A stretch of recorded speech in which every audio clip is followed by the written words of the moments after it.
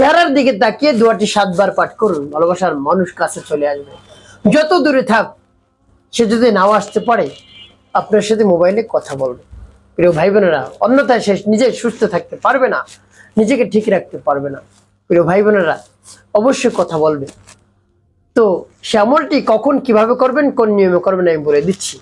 ভালোবাসার মানুষের জন্য অস্থির হয়ে পড়ছেন, দুশ্চিন্তায় পড়ে গিয়েছেন, হতাশাগ্রস্ত হয়ে পড়েছেন, ঘুম গোসল খাওয়া দাওয়া সব বন্ধ হয়ে গিয়েছে, আপনার কিছু বন্ধ করতে হবে না, পেরেশানির মধ্যেও থাকতে হবে না।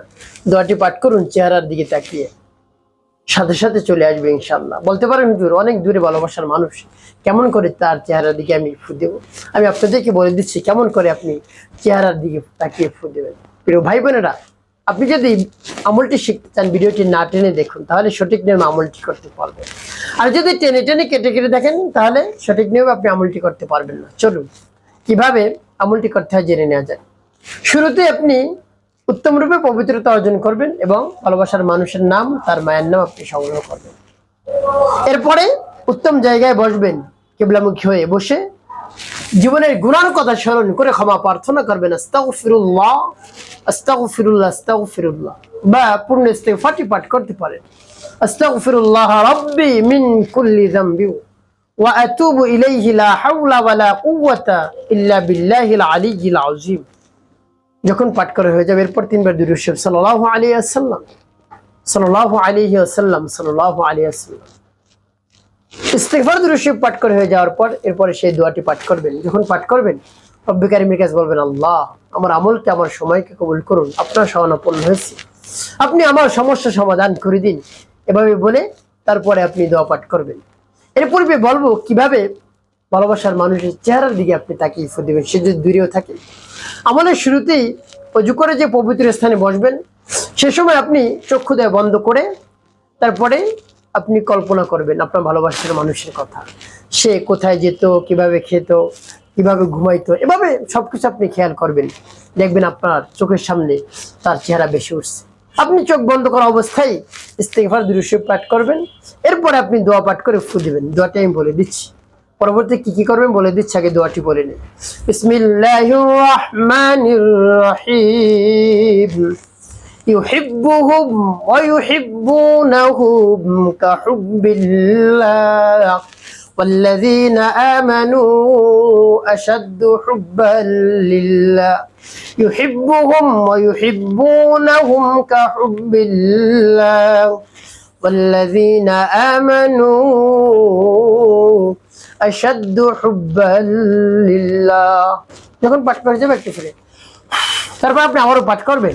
বিসমিল্লাহির রাহমানির রাহিম।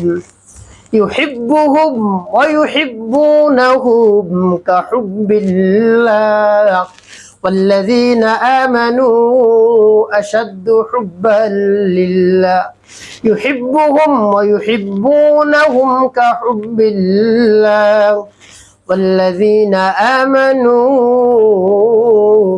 أشد حبا لله। পাঠ করার শেষ আবার তারপর আপনি মনে দরদ নিয়ে আবার পাঠ করবেন।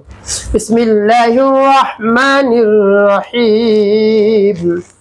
ইউহিব্বুহুম ওয়া ইউহিব্বুনাহুম কাহুব্বিল্লাহ والذين آمنوا أشد حبا لله يحبهم ويحبونهم كحب الله والذين آمنوا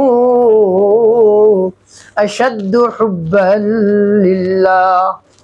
পাঠ করে সবাই প্রিয়ভাবে কতবার? 7 বার গুণ গুণে পাঠ করে 7টি ফু।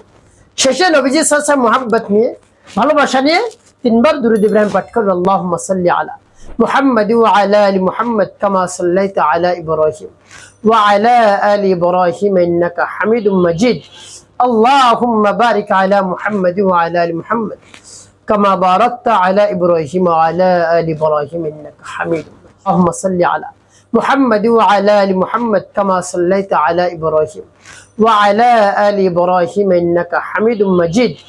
اللهم بارك على محمد وعلى آل محمد كما باركت على إبراهيم وعلى آل إبراهيم إنك حميد مجيد. اللهم صل على محمد وعلى آل محمد كما صليت على إبراهيم وعلى آل إبراهيم إنك حميد مجيد اللهم بارك على محمد وعلى آل محمد كما باركت على إبراهيم وعلى آل إبراهيم إنك حميد مجيد এভাবে যখন পাঠ করা হয়ে যাবে এরপর আপনি কি করবেন দুটি ফু দিবেন ভাই বোনেরা চোখ আপনি খুলবেন না ওই অবস্থায় থাকবে আপনার ভালোবাসার মানুষকে তো আপনি দেখতেছেন এভাবে আমল শেষ আমলের শেষে সাথে সাথে রব্বে কারীমের দরবারে হাত উত্তোলন করে বলবেন আল্লাহ আমার ভালোবাসার মানুষটাকে কাছে এনে দিন আমি একেবারে দুশ্চিন্তা পেরেশানির মধ্যে পড়ে গিয়েছি ঘুম গোসল খাওয়া দাওয়া সব বন্ধ হয়ে গেছে আল্লাহ রাব্বুল আলামিনের কাছে অনুনয় বিনয় করে তার প্রশংসা করে চোখের পানি ফেলে বলবেন দেখবেন সাথে সাথে কাজ হয়ে যাবে ইনশাআল্লাহ একটি কাজ আপনাকে করতে হবে 5 ওয়াক্ত নামাজ আদায় করতে হবে